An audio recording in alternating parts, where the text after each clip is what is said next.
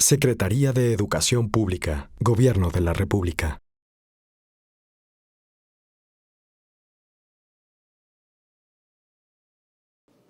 ¿Dónde estamos hoy en ese proceso de cambio? Pues estamos precisamente en su proceso de implementación. Un proceso muy complejo porque es una transformación muy profunda de una de las estructuras más complejas que tiene el Estado mexicano. Y que además su complejidad es cómo logramos que esas transformaciones lleguen al aula, que es a donde tienen que llegar. Es, por supuesto, también complejo porque enfrenta muchas resistencias, porque está haciendo un cambio radical de un tipo de modelo a otro, y en donde se lleva tiempo, sin lugar a dudas, como ha sucedido en todos los países que han hecho estos cambios y estas transformaciones. La simple revisión de lo que se llama el modelo educativo, la propuesta curricular, para que llegue al aula y llegue bien al aula, toma tiempo. Parte de un planteamiento que se debe de analizar, que debemos de construir entre todos y que después tiene que tener la construcción de los planes de estudio, los nuevos materiales, los nuevos libros, que lo conozcan los maestros. No se puede hacer de un día a otro. Es un proceso y en ese proceso estamos. Y es por eso que como parte de esta reflexión,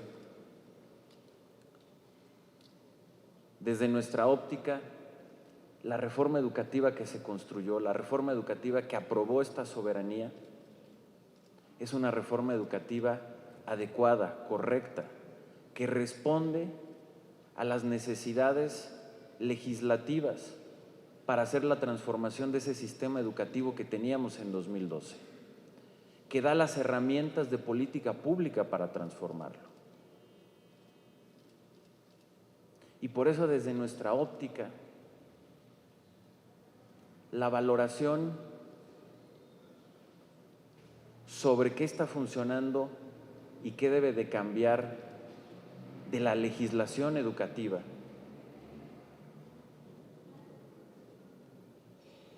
debe de esperar a que la reforma esté en marcha, a que la reforma se esté implementando, a que conozcamos realmente cómo está funcionando la reforma. Hoy apenas estamos en este proceso y falta mucho.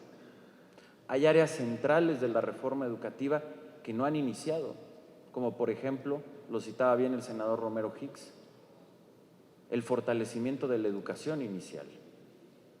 Y lo vamos a hacer. Y como lo anuncié ayer, próximamente estaremos presentando una estrategia y una ruta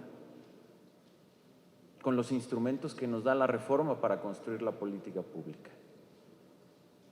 Pero desde nuestra óptica, después de un proceso legislativo tan intenso, tan profundo, tan republicano, en donde se aprobó y hubo cambios centrales a la Constitución, como agregar en el artículo 3 el derecho a una educación de calidad de las niñas y los niños.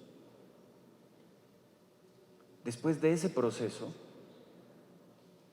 el ejercicio que tenemos que hacer como país, después de haber logrado esos niveles de consenso, es permitir que la reforma avance, se implemente y cuando esté plenamente implementada, cuando esté funcionando, hagamos las evaluaciones y las valoraciones como nación, como país, para saber qué es lo que eventualmente se tiene que cambiar de la legislación. Porque además, el legislador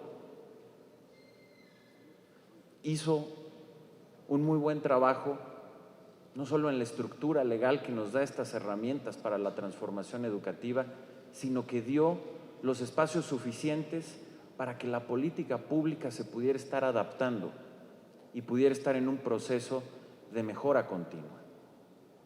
El ejemplo más claro, que es el que hoy ha generado más polémica y llama más la atención, es el caso de la evaluación.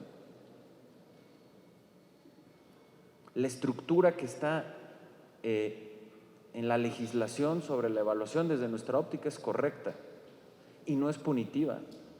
Es un proceso que está enfocado a que el maestro pueda construir una carrera profesional, que pueda mejorar, que pueda tener una capacitación de calidad y en donde además se garantiza la estabilidad laboral. Pero la aplicación concreta de la evaluación, es decir, qué es lo que se pregunta, cómo se pregunta, cuál es el proceso. Eso el legislador lo dejó a la política pública, dándole atribuciones al Instituto Nacional para la Evaluación de la Educación y algunas otras a la Secretaría de Educación Pública. Y en ese sentido la evaluación puede ser un proceso de mejora continua. El INE en sus facultades lo ha dicho y ha anunciado que está en un proceso de mejora de la evaluación en aras de volverla y poder tener instrumentos que la contextualice mejor a la realidad de cada parte del país y a la realidad que enfrenta cada maestro. Y nosotros coincidimos con ello y en las facultades que nos tocan estamos en un ejercicio similar, que nos va a permitir tener un mejor proceso de evaluación más cercano a los maestros, que lo perciban más justo y más útil para el objetivo que estamos buscando, que es la construcción de una vida profesional sustentada en el mérito y en el apoyo al maestro. De la misma manera, la reforma educativa nos da los instrumentos para hoy poder estar haciendo las discusiones y los análisis del modelo educativo y de la propuesta curricular.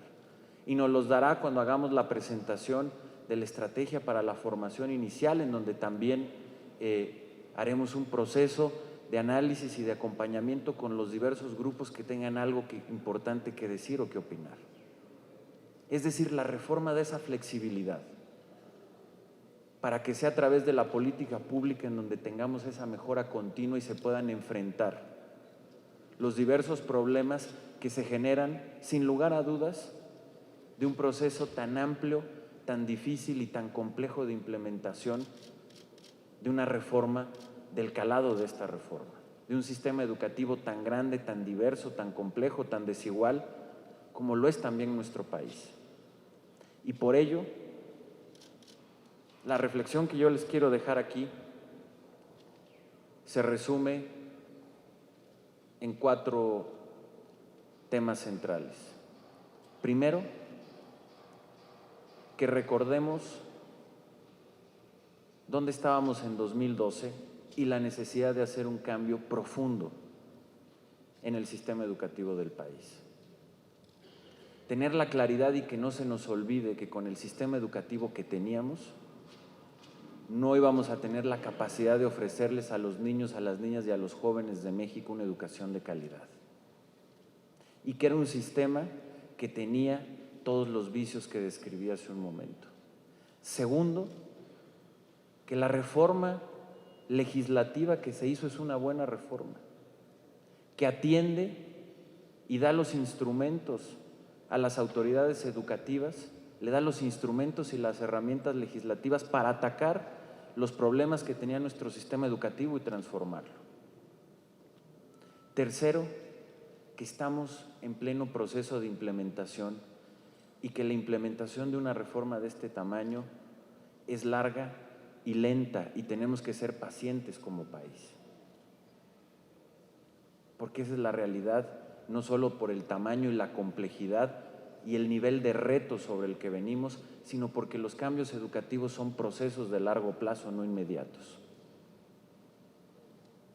Y que por lo mismo hay que tener la paciencia, la madurez como república, como país, de dejar que este proceso concluya para hacer la valoración de los cambios que requiera a nivel legislativo. ¿Por qué? Y ese es mi último punto.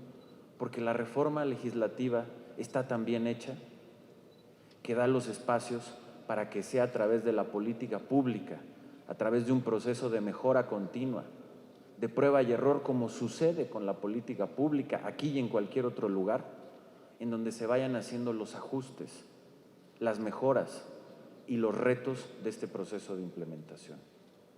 Esa es la visión que tenemos, porque además estamos absolutamente convencidos de que esta es una gran reforma y de que es la posibilidad de construir las bases de un Estado mexicano exitoso en el siglo XXI, que le dé las herramientas a los niños y a las niñas para que puedan competir aquí y frente a cualquier otra nación del mundo, que le va a dar los instrumentos a México para ser un país exitoso en un mundo globalizado y altamente competitivo, y que además es también la reforma y el proyecto de nación, un proyecto de Estado que les podrá dar las herramientas a los niños y a las niñas para romper la desigualdad o ayudar a romper la desigualdad que existe en nuestro país, que en ese sentido es y será la mejor política social.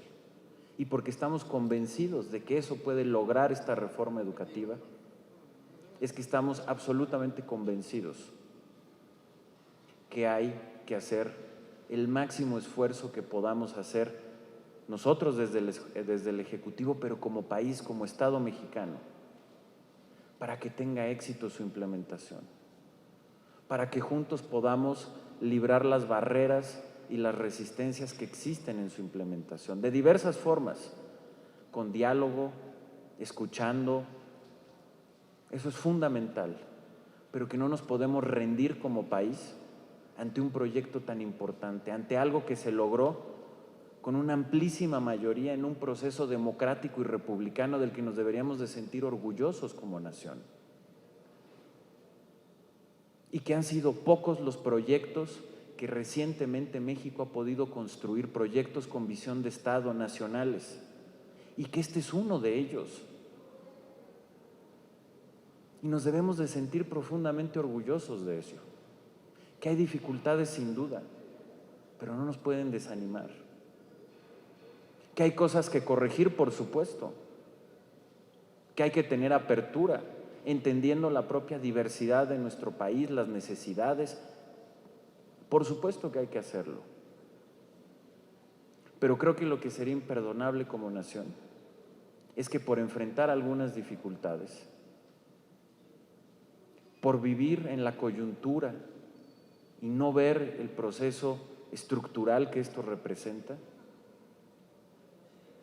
no tengamos la capacidad como nación entre todos de concluir y de hacer y de poner en marcha un proyecto y un proceso tan profundo, tan importante y que ha logrado conjuntar de diversas maneras uno de los proyectos republicanos más sólidos y de mayor profundidad que ha podido construir el México democrático de las últimas décadas. Y por ello un foro como este y todos los que se hagan son fundamentales para abrir, para debatir. Es muy importante que nos escuchemos entre todos, con respeto, pero que en este momento se escuchen todas las voces, todos los ángulos, los que están a favor, los que están en contra de una u otra cosa, porque es parte del proceso que tenemos que construir. Y que si lo logramos hacer en las futuras décadas, estoy convencido que nos vamos a sentir muy orgullosos como generación de lo que logramos para nuestro país. Y si no, también estoy seguro que nos vamos a arrepentir. Muchas gracias a todos. Secretaría de Educación Pública, Gobierno de la República.